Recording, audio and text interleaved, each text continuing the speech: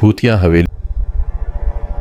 डरावनी शुरुआत। रात के अंधेरे में चार दोस्त एक पुरानी और सुनसान हवेली के सामने खड़े थे। हवेली की टूटी फूटी दीवारों पर सफ़ेद धब्बे थे, जैसे खून के सूखे छींटे।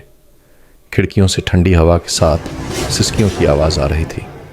विशाल काले दरवाजे के पास एक टूटा हुआ झूला हल्के हल्के हिल रहा था, जबकि हवा एकदम शांत थी। दरवाजे के पीछे का साया जैसे ही उन्होंने दरवाज़ा खोला, जोर की चीख सुनाई दी। अंदर घना अंधेरा था और फर्श पर धूल जमी हुई थी। अचानक एक ठंडी हवा का झोंका आया और दरवाज़ा अपने आप बंद हो गया। वे पीछे मुड़े तो दरवाजे के पास एक लंबा काला साया खड़ा था। उसकी लाल चमकती आंखें सीधी उन पर टिकी थीं। सीढ़ियों पर चलते कदम, डरते डरते वे सीढ़ियों की ओर बढ़े। हर कदम के साथ सीढ़ियाँ चरमराने लगीं, जैसे कोई और भी उनके साथ साथ चल रहा हो। तभी ऊपर की मंजिल से किसी के तेज़ दौड़ने की आवाज़ आई। वे कांप उठे, लेकिन हिम्मत जुटाकर ऊपर गए। वहाँ एक कमरा था, जिसका दरवाज़ा धीरे धीरे अपने आप खुल रहा था। खून से सने हाथ कमरे के अंदर एक पुरानी अलमारी थी। अचानक अलमारी का दरवाज़ा ज़ोर से खुला और अंदर से खून से सने हाथ निकले। चारों चीख पड़े और भागने लगे। तभी कमरे की खिड़की से किसी ने उन पर छलांग लगा दी। वो एक सफ़ेद कपड़ों में लिपटी औरत थी, जिसकी आंखों से खून बह रहा था। मरा हुआ लेकिन जिंदा भागते हुए वे हवेली के दूसरे हिस्से में पहुंचे, जहां फर्श पर सड़े गले शव पड़े थे।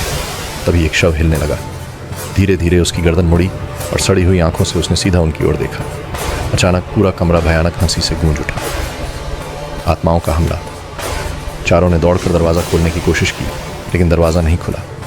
तभी चारों ओर से सफ़ेद धुएं के बीच खौफनाक आकृतियाँ उभरने लगीं।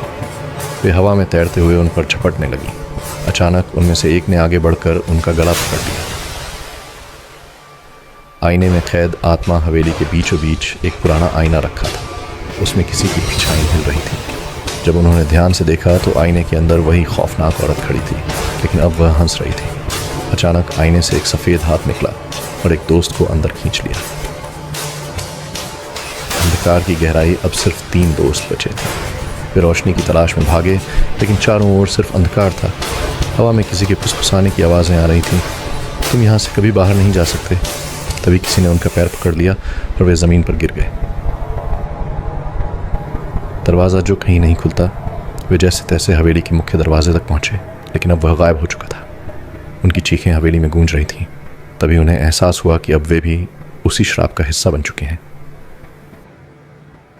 हवेली की नई आत्माएं। कुछ दिनों बाद कुछ और लोग उस हवेली में आए।